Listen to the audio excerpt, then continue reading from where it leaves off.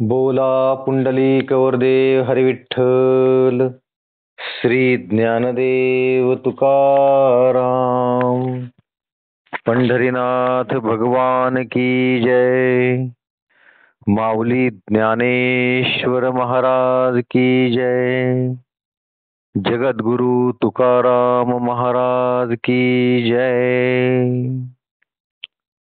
ज्ञानेश्वरीचा अध्याय 13वा. प्रकृती पुरुष विवेक योग किंवा यालाच क्षेत्र क्षेत्रज्ञ विभाग योग असेही म्हणतात. या अध्यायाचं आपण वाचन आणि निरूपण करत आहोत. 39 भाग झालेले आहेत. 980 ओव्या झालेल्या आहेत. 20 श्लोक झालेले आहेत. आज आपण भाग नंबर 40 बघणार आहोत.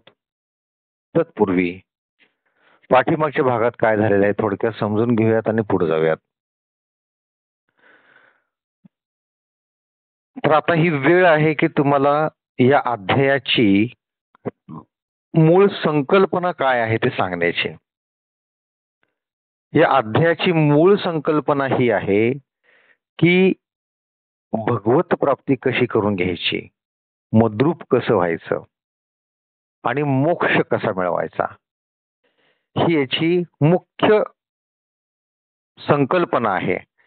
आता जर भगवत प्राप्ती करून घ्यायची असेल तर त्याचा इथे एक सुंदर मार्ग सांगितलेला आहे. काय बघा, आपण वाचूयात की देहाधिक परिवाराचा त्याग करून जे माझ्या ठिकाणी आपले चित्त वतनदार करतात ते माझे भक्त आपले चित्त मला अर्पण करून व माझे चित्त आपलेकडे घेऊन मद्रूप होतात. देहाधिक परिवाराचा त्याग करून म्हणजे देहाधिक परिवार म्हणजे संसार, संसाराचा त्याग करून आपले चित्त भगवंताशी एकरूप करतात आणि भगवंताचे चित्त आपल्या मनात असं दोन्ही चित्त एकमेकात अर्पण करून घेऊन ते भगवंताशी मद्रूप होतात. हा अतिशय सुलभ मार्ग आहे भगवंताशी मद्रूप होण्याचा. आता यासाठी काय आवश्यक आहे, तर यासाठी ज्ञान आवश्यक आहे. ज्ञान काय करण्यासाठी अज्ञान काय हे कळणं आवश्यक आहे. त्यासाठीच भगवंतांनी क्षेत्र आणि क्षेत्रज्ञ विभाग हा योग सांगितलेला आहे आणि त्याचाच दुसरा भाग म्हणून प्रकृती पुरुष योग हेही सांगितलेलं आहे. तर प्रकृती पुरुष योगास आपण काल सुरुवात केलेली आहे. पाठीमागच्या सर्व भागांमध्ये आपण क्षेत्र क्षेत्रज्ञ विभाग हे आपण पाहिलेलं आहे. तर ब्रह्म म्हणजे काय हे भगवंताने एकत्र सांगितलेलं नाहीये. अर्जुनास ते समजणार नाही म्हणून भगवंताने त्याचे 4 भाग केलेले आहेत. कुठले? क्षेत्र, ज्ञान, अज्ञान आणि ज्ञेय असे 4 भाग करून भगवंतानी अर्जुनास हे ब्रह्म म्हणजे कायचं वर्णन केलेलं आहे आणि ब्रह्म म्हणजे काय याचंच वर्णन पुढे म्हणजे कालच्या भागापासून आपण सुरुवात केली ती प्रकृती पुरुष याच्या साहाय्यानं समजून सांगितलेलं आहे. तर अशी ही या अध्यायाची पूर्ण संकल्पना आहे की ज्याच्यातून आपल्याला मुक्तीचा मार्ग सापडतो. अध्यायाची सुरुवात सुद्धा ज्ञानेश्वर माऊलीने अतिशय सुंदर प्रकारे केलेली आहे. आपले जे गुरु निवृत्तीनाथ यांचं वंदन करून या अध्यायाची सुरुवात करतात. या अध्यायामध्ये भगवान श्रीकृष्ण आणि अर्जुन यांचा संवाद आहे. संवादाची सुरुवात भगवान श्रीकृष्ण करतात आणि अर्जुनास सांगतात की हे अर्जुना, हे जे शरीर आहे याला क्षेत्र असे म्हणतात आणि हे जो जाणतो त्याला क्षेत्रज्ञ असं म्हणतात. क्षेत्र म्हणजे शेती आणि शेती करणारा तो शेतकरी. शेतकरी आपल्या शेतामध्ये जे बी बियाणं पेरतो, ज्या पद्धतीनं कष्ट करतो त्या प्रमाणात त्याला धनधान्य किंवा पीक याचं उत्पन्न मिळत असतं. तसंच हे जे शरीर आहे म्हणजे हे जे क्षेत्र आहे, याचा क्षेत्रज्ञ आहे तो म्हणजे आत्मा आहे. तो आत्मा आपल्या शरीराकडून जे काही कर्मे करून घेतो, त्या कर्मामुळे आपल्याला सुख-दुःखाची प्राप्ती होते. असा हा याचा गाभा आहे. मग आता हे क्षेत्र याच्यावर अधिकार कोणाचा आहे? तर त्या संदर्भात सांख्यमतवादी किंवा असे बरेचसे जे ज्ञानी लोक होते, जे वेगवेगळ्या याचा अभ्यास करतात. म्हणजे कालवादी आहेत, सांख्यमतवादी आहेत, स्वभाववादी आहेत. या सगळ्यांनी आपापल्या परीनं या या क्षेत्रावर अधिकार कोणाचा हे सांगण्याचा प्रयत्न केलेला आहे. त्यानंतर भगवंत अर्जुनास सांगतात की हे क्षेत्र म्हणजे हे शरीर 36 तत्वांपासून बनलेलं आहे. त्यानंतर याच अध्यायामध्ये भगवान अध्याय नंबर श्लोक नंबर 7 मध्ये सत्पुरुषाची लक्षणं आलेली आहेत. ती म्हणजे मनाची इच्छा नसणे, दांभिकपणा नसणे, अहिंसा, शांती, सरळपणा, आचार्य उपासना, अंतर्बाह्य सुचिरभूतपणा, स्थिरता आणि आत्मसंयम. त्यानंतर साधकाची लक्षणं आलेली आहेत. साधकांच्या लक्षणामध्ये हे आहे की विषयांची विरक्ती असणे, अहंकाराचा अभाव असणे, जन्म, मृत्यू, वृद्धपणा आणि शरीर व्यवस्था यांच्या ठिकाणी दोष दृष्टीने पाहणे. त्यानंतर ज्ञान. ज्ञान म्हणजे काय हे यात आलेलं आहे. ज्ञान म्हणजे ते की जो हे जाणतो की या शरीराचा जन्म झालेला आहे म्हणजे मृत्यू नक्की आहे, वृद्धापकाळ नक्की आहे. मग मृत्यू आणि वृद्धापकाळ येण्याच्या अगोदर या शरीराकडून सत्कर्म करून घ्यायचं, या शरीराकडून भगवत भक्ती करून घ्यायची, या शरीराकडून भगवंताची आराधना करायची आणि याच जन्मामध्ये मुक्ती मिळवायची, भगवंताशी मद्रूप व्हायचं. हे म्हणजे ज्ञान. आणि मग याच्या विरुद्ध अज्ञान म्हणजे काय तेही यात सांगितलेलं आहे. तर अज्ञान म्हणजे काय की प्रसिद्धीची हाव असणं. कोणी आपली जर आपला सत्कार केलं तरच आपण आनंदी व्हावं, गर्व.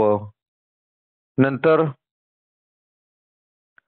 असे लोक आपल्या हस्ते झालेल्या एखाद्या कृतीचे नेहमी डांगोरा पेटतात म्हणजे प्रसिद्धी करतात. नंतर असे लोक थोड्याशा स्तुतीने फुगून जातात, थोडा लाभ झाला असता चढून जातात आणि हानी झाली असता दुःखमग्न होतात, हर्षाने फुगतात आणि कोणी निंदा केली असता कपाळ धरून बसतात. असे लोक घातकी असतात, बाह्यतकारी उत्तम दिसतात पण अंतर्यामी घातक असतात. स्वतः कर्मे करत नाहीत आणि मनात संशय बाळगून असतात. स्त्री संघाविषयी निर्लज्ज असतात. अशा लोकांच्या मनात संशय भरलेला असतो. द्रव्य प्राप्तीसाठी हे कोणत्याही थराला जातात. त्यांच्यात बुद्धीची स्थिरता नसते. थोड्याशा भयाचे नाव जरी काढले तर हे घाबरून जातात. दुःखाची गोष्ट ऐकल्यानंतर गडबडून जातात. अज्ञानी आणि अशा लोकांच्या मध्ये आत्मसंयमाचा अभाव असतो. विषयांचे विषयी बहकलेले असतात, चंचल असतात. अज्ञानाची विषयांची इच्छा ओतप्रोत भरलेली असते. विषयांच्या प्राप्तीसाठी काही करण्यास तयार असतात. यांना स्त्रीचे भरपूर वेळ असते. मरेपर्यंत विषयाचा तिटकारा येत नाही. यांच्या मनामध्ये अभिमानाचा ताठा असतो. मीच शहाणा आणि मीच श्रीमंत अशी यांची भावना असते. गर्विष्ठ असतात. दुसऱ्याचे चांगले झालेले त्यांना सहन होत नाही. मत्सरी असतात, अहंकारी असतात. यांना कोणत्याही मार्गाने द्रव्य आलेले चालते. मग तिथे नीती अनिती हा प्रकार यांच्याकडे नसतो. हे तारुण्याच्या भरात वृद्ध लोकांची किंवा अपंग लोकांची चेष्टा मस्करी करतात. तसेच हे घमेंडी असतात. तारुण्याची धुंदी यांच्या डोळ्यावर कायम असते. स्त्रीच्या विषयी स्त्रीच्या हातातले खेळणे बनून राहतात किंवा मदाराच्या हातातलं माकड जसं असतं तसे असे पुरुष स्त्रीच्या हातातलं माकड बनवून राहतात. आपल्या पै पाहुण्यांना लुबाडून ती संपत्ती स्त्रीच्या झोळीत नेऊन टाकतात.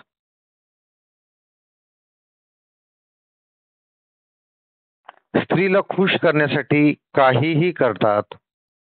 अशी लोक जे अज्ञानी लोक आहेत त्यांची लक्षणं आपण बघत आहोत. ती लोक जी वस्तू घेऊ नये ते मागतात, ज्या गोष्टी मनात सुद्धा आणू नये ते करतात, ज्यांना स्पर्शही करू नये ते करतात. या संदर्भात आपण बोललो होतो की ज्या गोष्टींना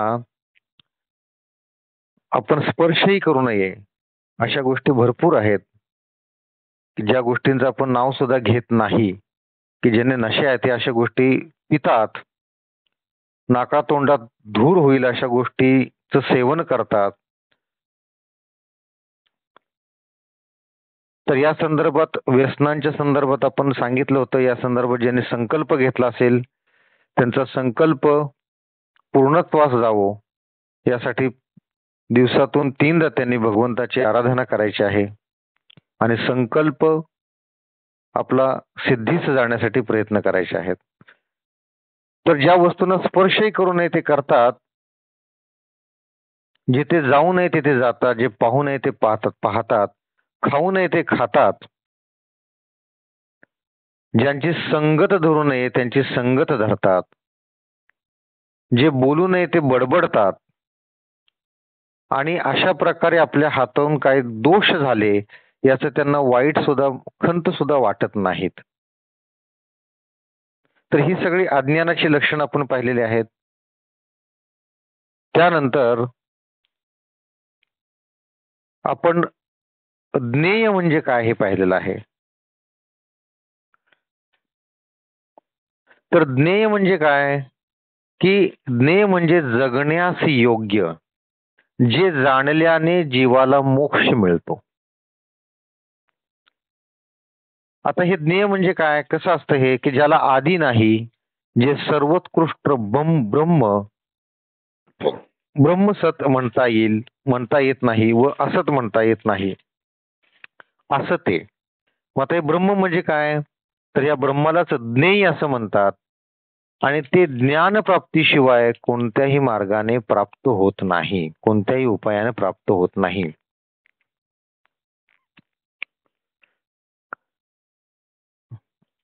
ते म्हणावयास जावे तर विश्वरूपे करून दृष्टीस पडते आणि विश्वच परब्रह्म असे म्हणावे तर ही माया आहे. त्याला रूप वर्ण आकार नाही, तसेच ते दृष्टीस पडणारे नाही व ते कशाशी पाहत नाही, तेव्हा ते आहे असे कोणी व कसे म्हणावे, असे हे ज्ञेय आहे. अजून काय कशा पद्धतीने ज्ञेयाचं वर्णन आलंय बघा. त्या या जगात किंवा ब्रह्माचं वर्णन कसं आलंय बघा. या जगात ज्याला सर्व बाजूने हात पाय आहेत, सर्व बाजूने नेत्र मस्तके मुखे आहेत, सर्व बाजूने कान आहेत आणि ते सर्वांना व्यापून राहिलेले आहे, असे हे ब्रह्म याचे स्वरूप आहे. अजून काय कसं स्वरूप आहे बघा. ते सर्व इंद्रियांना त्यांच्या विषयाचे ज्ञान करून देणारे आहे, सर्व केंद्र रहित आहे, कोठेही सक्त नसून सर्वांना धारण करणारे आहे आणि गुणरहित असून गुणांचा उपभोग घेणारे आहे, असे हे ब्रह्म आहे. ब्रह्म मायेच्या उपाधीने विश्वमय होते, परंतु ते मायेत नसते. इंद्रिय गुणात ब्रह्म नसते. ते ब्रह्म विश्वात भरलेले असून विश्व नव्हे, हेही लक्षात घ्या. ब्रह्म हे गुण इंद्रियांपासून वेगळे आहे.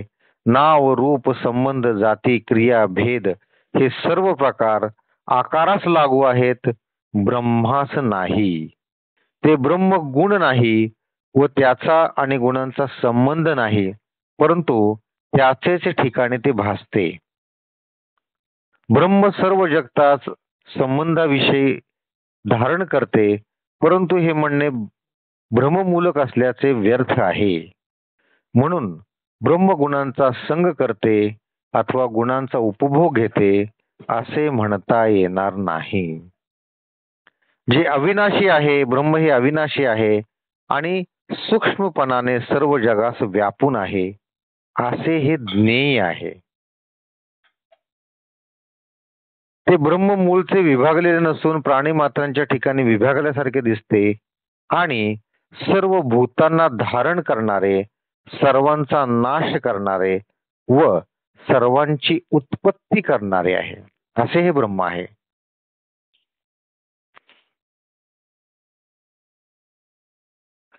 अजून काय बघा, ब्रह्म हे की हे ब्रह्म चंद्र सूर्यांनाही प्रकाश देणारे आहे. ते अज्ञानरूप अहंकाराच्या पलीकडे आहे. ते ज्ञानरूप आहे, ज्ञेय स्वरूप आहे, ज्ञानाने मिळण्याजोगे आहे आणि तेच सर्वांच्या हृदयामध्ये विद्यमान आहे. ब्रह्मप्राप्ती झाल्यावर साध्य व साधक हे भाव नाहीसे होतात. ब्रह्माच्या ठिकाणी द्वैत्वाचा संबंध राहत नाही. त्यानंतरच्या म्हणजे 18व्या श्लोकात आपण हे पाहिलं की क्षेत्र, ज्ञान आणि ज्ञेय हे संक्षेप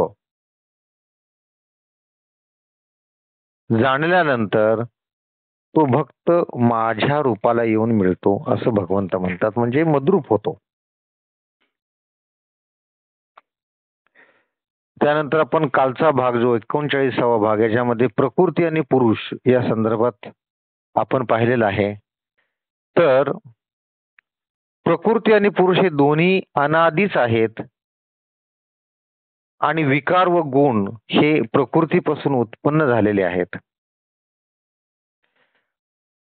आता पुरुष म्हणजे काय नेमकं लक्षात घ्या. पुरुष हा अनादी आहे आणि तेव्हापासूनच प्रकृती सुद्धा आहे. ज्याप्रमाणे दिवस आणि रात्र ही जोडी आहे तशीच प्रकृती आणि पुरुष ही जोडी कायमची आहे. आणि क्षेत्रज्ञ म्हणून ज्याला म्हणतात तो पुरुष आहे आणि क्षेत्र या नावाने जे ज्याला म्हणतात ती प्रकृती आहे. असे हे दोन प्रकृती आणि पुरुष हे कायमचे आहेत, लक्षात घ्या. त्यांची जोडी ही कायमची आहे. प्रकृती ही क्रिया घडवते. आता क्रिया कशी घडवते? इच्छा आणि बुद्धीच्या साह्याने ही प्रकृती अहंकार उत्पन्न करते आणि त्यातून क्रिया घडतात, कार्य घडते. म्हणजे प्रकृती ही कार्य करत असते.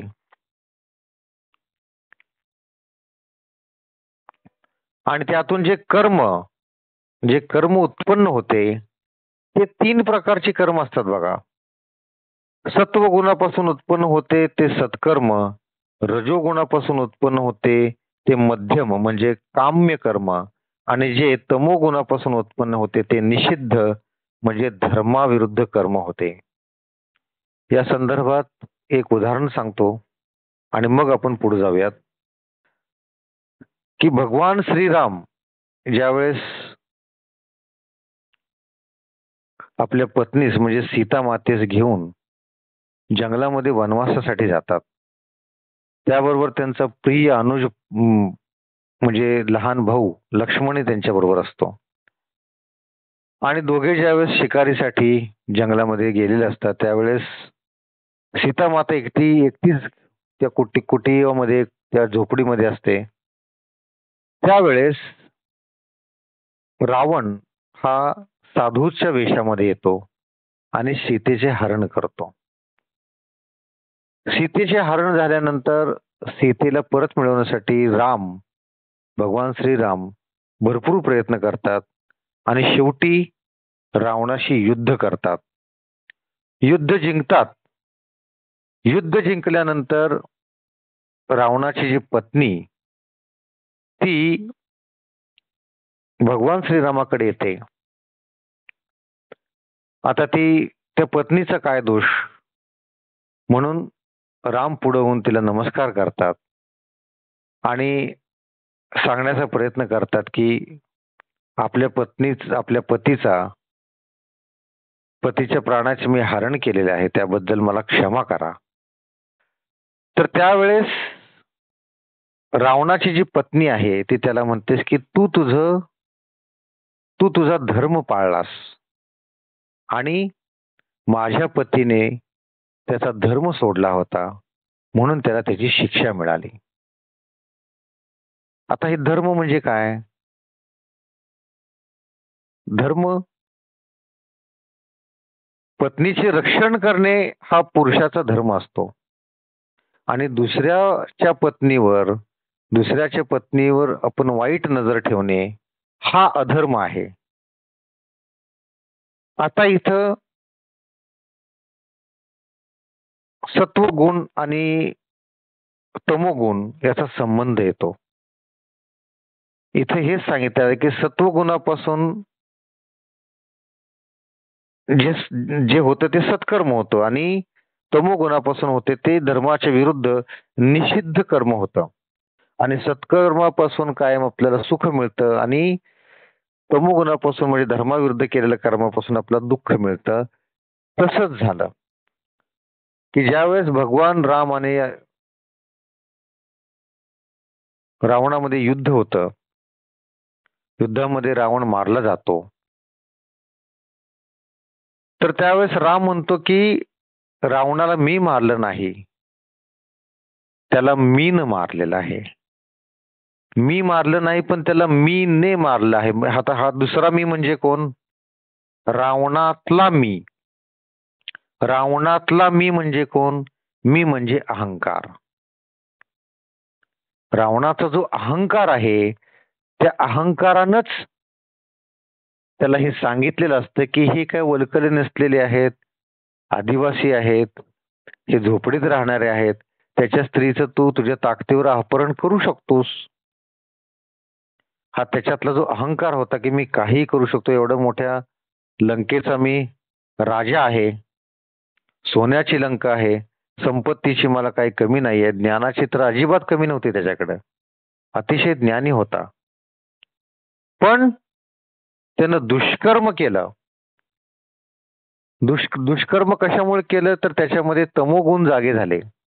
दुसऱ्याची स्त्री आपली व्हावी हा तमोगुण त्याच्यामध्ये जागा झाला. तमोगुणातून अहंकार उत्पन्न झाला.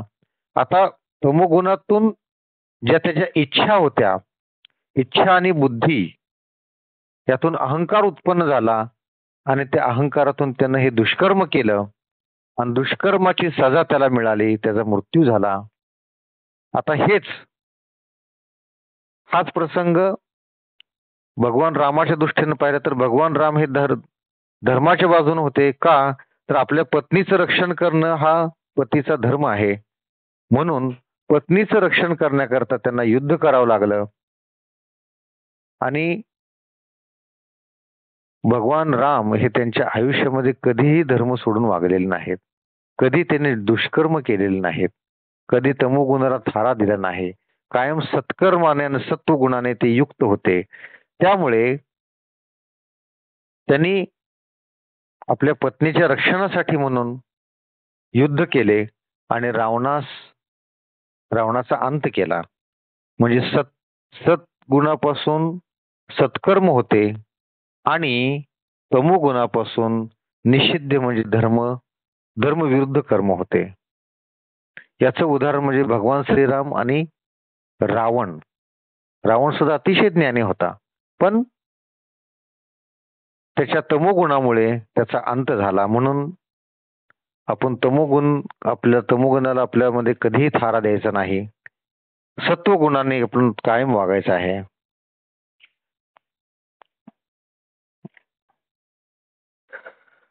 तर जोपर्यंत सुख दुःख उत्पन्न होते तोपर्यंत प्रकृती उद्योग करीत असते व ती पुरुषास भोगावी लागतात. प्रकृती जे कर्म करते ते कर्म पुरुषास भोगावे लागतात. प्रकृती व पुरुष यांचा असा अघटित व्यापार आहे. स्त्रीने मिळवावे व नवऱ्याने स्वस्थ बसून खावे.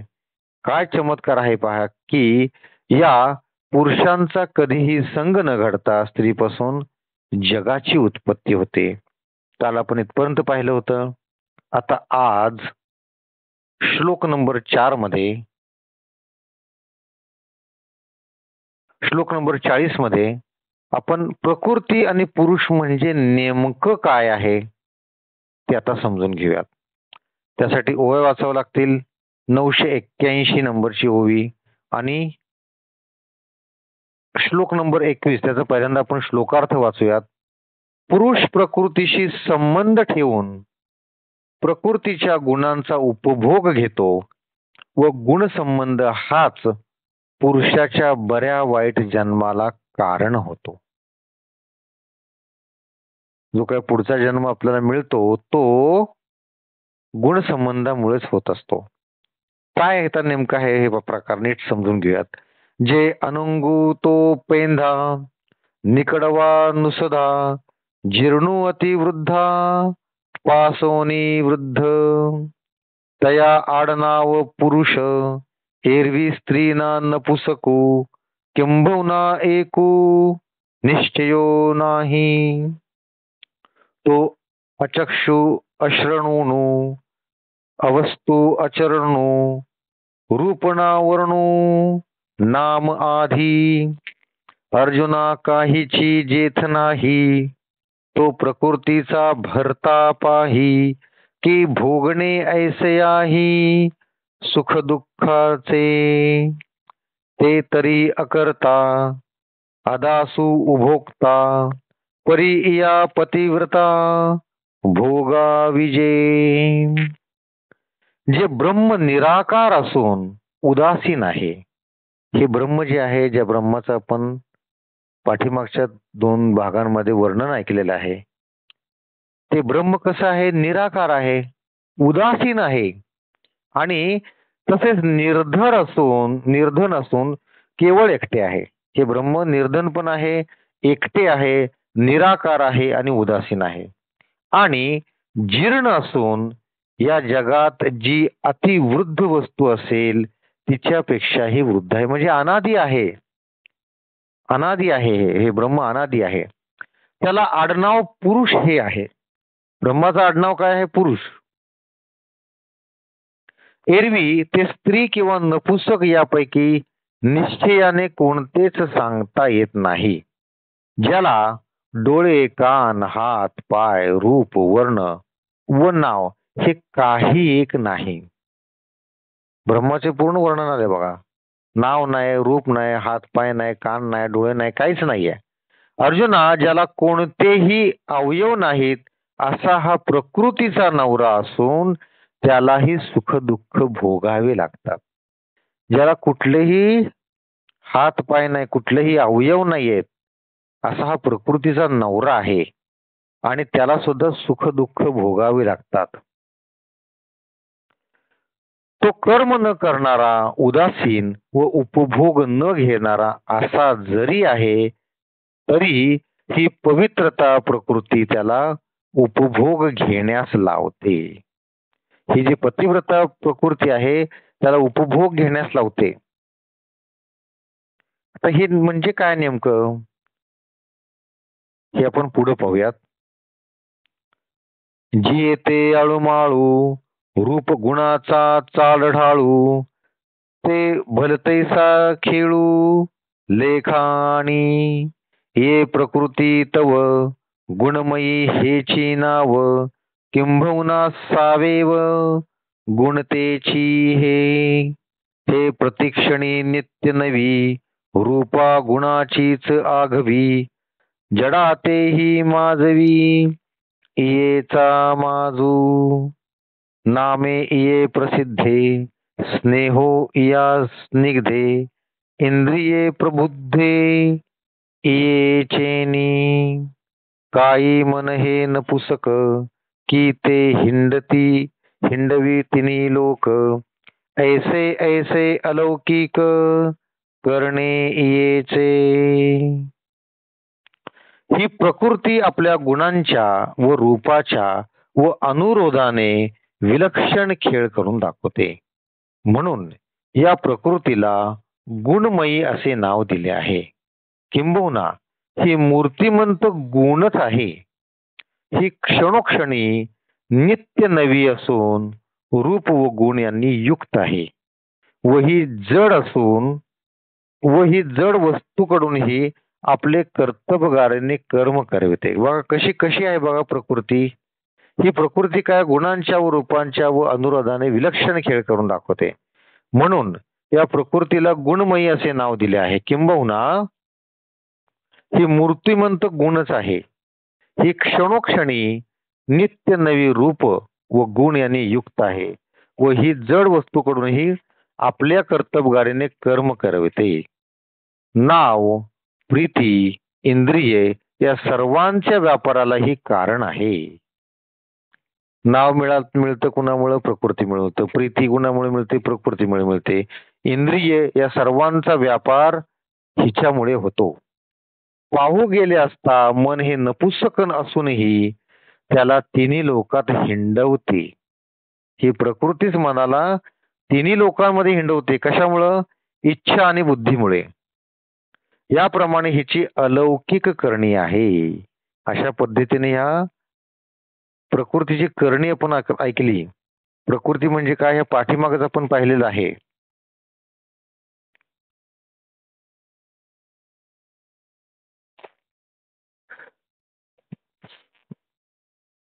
आता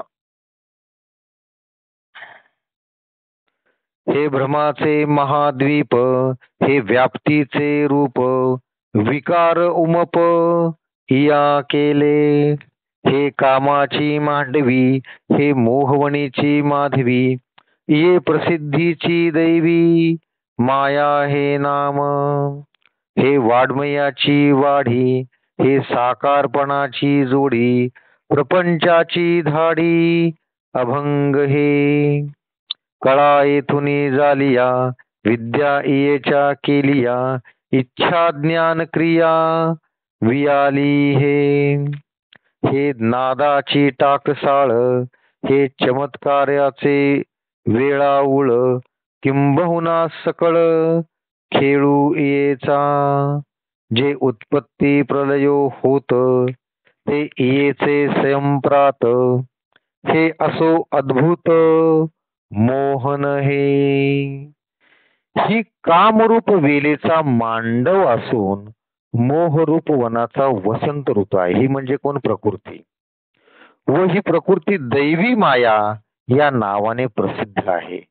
ही शब्दमय शास्त्राची वाढी आहे. ही निराकाराला आकार देणारी आहे. प्रपंचाची सतत धाड घालणारी आहे. सर्व कला हिच्यापासून उत्पन्न झालेल्या असून सर्व विद्या ही हिनेच केलेल्या आहेत. हिने म्हणजे प्रकृतीने. आणि इच्छा, ज्ञान व क्रिया यासही हीच व्यापलेली आहे. म्हणजे इच्छा, ज्ञान आणि क्रिया कुणामुळे होतात? या प्रकृतीमुळे होतात. ही नादाची म्हणजे छंदाची टांगसाळ आहे. म्हणजे जे काही छंद आपल्यामध्ये असतात ते या प्रकृतीमुळेच उत्पन्न होतात. ही चमत्काराचे घर आहे. फार काय सांगावे, सर्व खेळ हीच खेळते. ही प्रकृती सर्व खेळ खेळते. जगाचे उत्पत्ती आणि प्रलय हे होतात ते हिचे सायंप्रतक काल होत. हे असो, ही जगाला अद्भुत मोह घालणारी आहे. अशी ही प्रकृती आहे. जे अद्वयाचे दुसरे, हे निसंगाचे सोयरे, हे निराळेसी घरे नांद तू असे. येते एतुलावरी सौभाग्य व्याप्ती थोरी, म्हणून तया आवरी अनावराते. तयाच्या तव ठाई निपटुनी काहीची नाही, की तया अवघेही आपणची होय. तया स्वयंभाची संभूती, तया अमूर्ताची मूर्ती, आपण होय स्थिती ठावो तया. तया अनर्थाचा आरती, तया पूर्णाची तृप्ती, तया अकुळाची जाती गोत होय. ही अद्वयाची दुसरी मूर्ती आहे. ही म्हणजे प्रकृती. ही प्रकृती संघहिताची सोबतीण आहे, संघरहिताची सोबतीण आहे. आणि या प्रकृतीचं वास्तव्य शून्यात असून त्या ठिकाणी ती नांदते. याप्रमाणे हिच्या सौभाग्याचा महिमा आहे. म्हणूनच अनावर असे जे ब्रह्म त्यालाही आवरते. जे ब्रह्म अनावर आहे की ज्याला कोणीही आवरू शकत नाही, अशा ब्रह्माला सुद्धा ही आवरते, त्याला कंट्रोल करते, अशी प्रकृती आहे. आता बघा, ही प्रकृती म्हणजे काय आपण नेमकं आता थोडंसं पाठीमागे जाऊन समजून घेऊयात. कारण प्रकृतीचं भरपूर वर्णन आलेलं आहे, प्रकृती कशी आहे म्हणून. पण नेमकी प्रकृती म्हणजे काय? तर इच्छा आणि बुद्धी यांच्यापासून अहंकार उत्पन्न होतो आणि या कारणामुळे नाद लागतो. तीच गोष्ट प्राप्त होण्यासाठी उपाय करायचा, त्यास कार्य असे म्हणतात. आणि कार्य, कर्तृत्व आणि कारण ह्या त्रिपुटीस प्रकृती असे म्हणतात. म्हणजे कार्य, कर्तृत्व आणि त्यासाठी लागणारे कारण या तिघांना मिळून प्रकृती असे म्हणतात. ठीक आहे. वस्तुतः ब्रह्माचे ठिकाणी कोणतेच विकार नाहीत, परंतु त्याचे ठिकाणी आपण स्वतः विकार बनते. ही प्रकृती ब्रह्माला सुद्धा विकार करायला लावते, की मूळता ब्रह्माच्या ठाई कोणताही विकार नाही, पण त्या ब्रह्माला सुद्धा ही विकार बनते. त्याच्यासाठी त्या स्वयंभूला उत्पत्ती, त्या निराकाराला आकार, स्थिती या ठिकाण आपणच बनते. ब्रह्म कसे आहे? निराकार आहे, म्हणजे आकार रहित आहे. त्याला आकार हिच्या या प्रकृतीमुळे उत्पन्न होतो. स्थितीच्या ठिकाणी स्थिती व ठिकाण आपणच बनते, अशी प्रकृती आहे. तया अचर्चाचे चिन्ह, तया अपाराचे मान, तया अमनस्काचे मन, बुद्धी होय. तया निराकाराचा आकारू, तया निर्व्यापाराचा व्यापारू, निरहंकाराचा अहंकारू होऊनी ठाके. तया अनामाचे नाम, तया आजाचे जन्म, आपण होय कर्म क्रिया तया. तया निर्गुणाचे गुण, तया आचरणाचे चरण, तया श्रवणाचे श्रवण, अचक्षुचे चक्षु. त्या निराकाराचा आकार, निर्व्यापाराचा व्यापार, निरहंकाराचा अहंकार आपणच होऊन राहते, अशी ही प्रकृती आहे. त्या नामरहिताचे नाम, त्या जन्मरहिताचे जन्म आणि कर्म क्रिया आपणच होऊन राहते. त्याचे म्हणजे कोणाचे? ब्रह्माचे. ब्रह्म निराकार आहे, त्याचा आकार बनून, निर्व्यापाराचा व्यापार बनून, निरंकाराचा अहंकार बनून ही प्रकृतीच राहते. त्या नामारहिताचे नाम, म्हणजे त्या ब्रह्माच्या नामारहिताचे नाम, त्या जन्महिताचे जन्म आणि कर्म आणि क्रिया आपणच होऊन राहते. त्या निर्गुणाचे गुण, त्या आचरणाचे चरण, त्या श्रवणाचे कान, अचक्षुचे नेत्र आपणच होऊन राहते.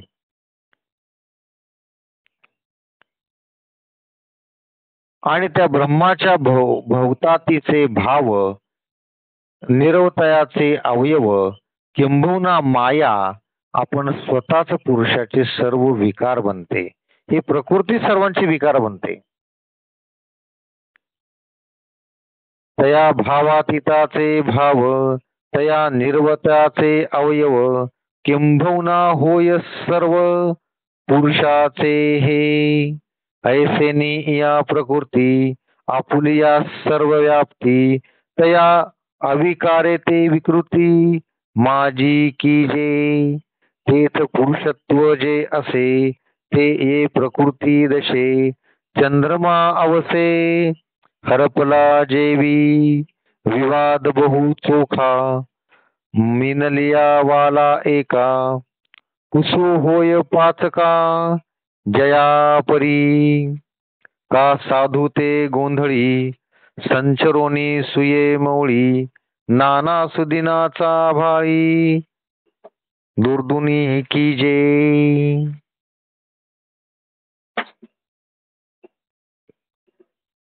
याप्रमाणे प्रकृती आपल्या सामर्थ्याने त्या अविकारी ब्रह्माला विकार वश करते. ब्रह्म कसा आहे? अविकारी आहे. कोणताही विकार त्याच्या मनात नाहीये, कोणतंही कर्म नाही. अशा ब्रह्माला सुद्धा विकार वश ही बनवते ही प्रकृती. ज्याप्रमाणे अमावस्येच्या दिवशी चंद्राचे तेज लोपते, त्याप्रमाणे ब्रह्माचे तेज या प्रकृतीच्या पुढे पडत नाही.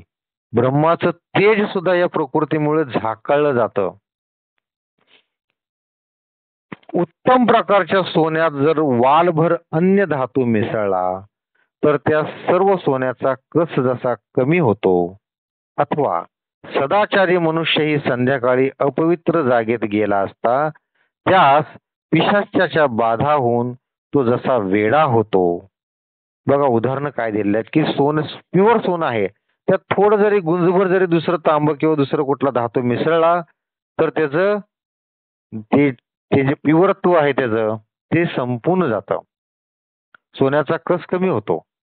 किंवा सदाचारी मनुष्य संध्याकाळी अपवित्र जागेत गेला असता त्यास पिशाच्याची बाधा होते व तो वेडा होतो.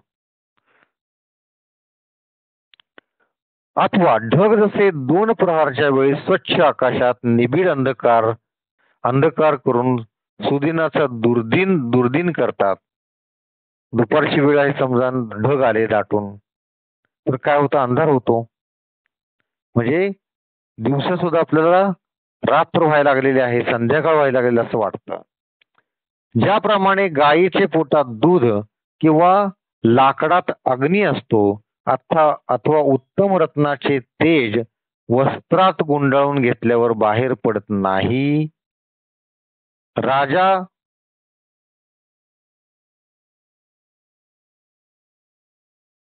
तशी ही प्रकृती आहे. राजा पराधीनो जाहला की सिंहू रोगे रुंदला, तैसा पुरुष प्रकृती आला स्वतेजा मुके. जागता नरू सहसा निद्रा पडोनी तैसा, स्वप्नीची सोसा वश्वकी जे. तैसे प्रकृती झालेपणे पुरुषा गुण भोगणे, उदास अंतरी गुणे आतुडे जेवी. तैसे अजा नित्या होये अंगी जन्म मृत्यूचे घाये, वाजती जवळ आहे गुण संगाते.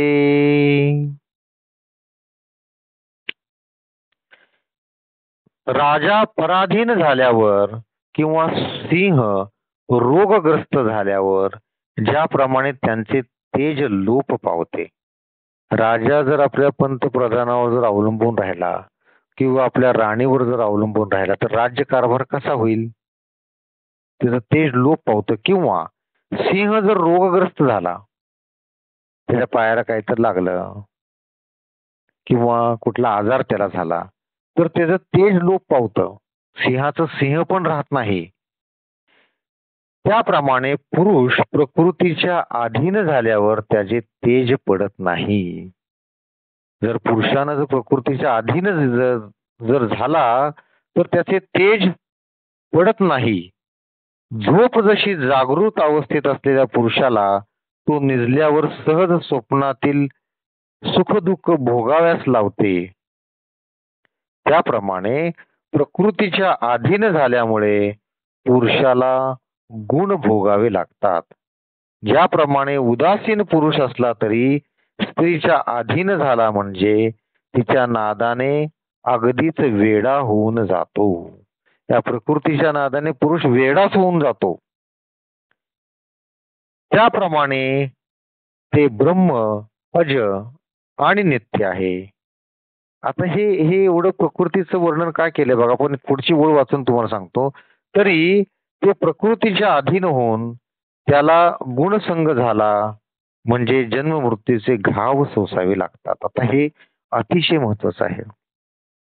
की मनुष्य हा जन्म मृत्यूच्या फेऱ्यामध्ये कसं काय अडकतो, त्याला कारण ही प्रकृती आहे. प्रकृतीच्या सांगण्याप्रमाणे आपण सगळं ऐकतो. प्रकृतीच्या वेड्यातून आपण सुटत नाही आणि त्यामुळं जन्म मृत्यूच्या वेड्यातून सुद्धा आपण सुटत नाही. आता हे काय आहे, म्हणजे काय प्रकृती म्हणजे काय, अशी काय आहे ही? तर प्रकृती म्हणजे आपण पाहिलं की जे कर्म, कर्तृत्व आणि कारण या तिघांना मिळून प्रकृती असं म्हटलेलं आहे. आता कर्म कसं उत्पन्न होतं, तर इच्छा आणि बुद्धी यांच्यापासून अहंकार उत्पन्न होतो आणि त्यामुळे कार्य उत्पन्न होतं.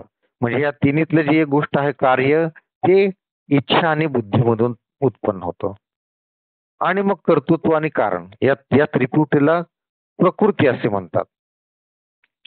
म्हणून पाठीमागच्या आपण भरपूर भागांमध्ये आपण हे पाहिलेलं की माणसानं इच्छारहित असावं.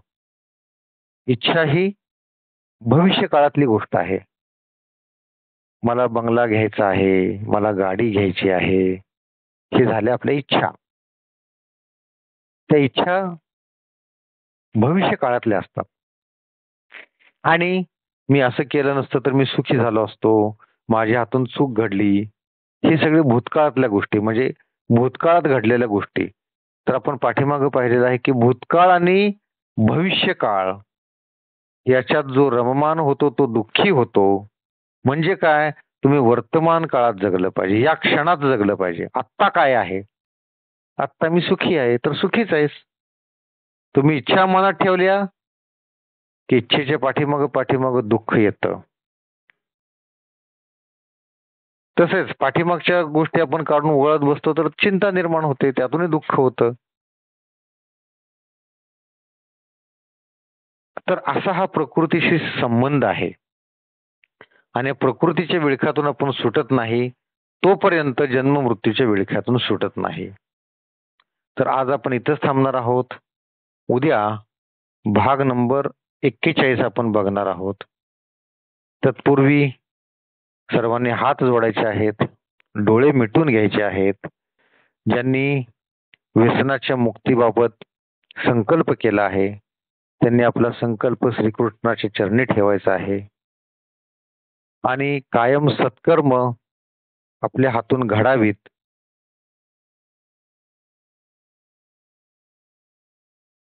असं भगवंताशी मागणं करायचं आहे.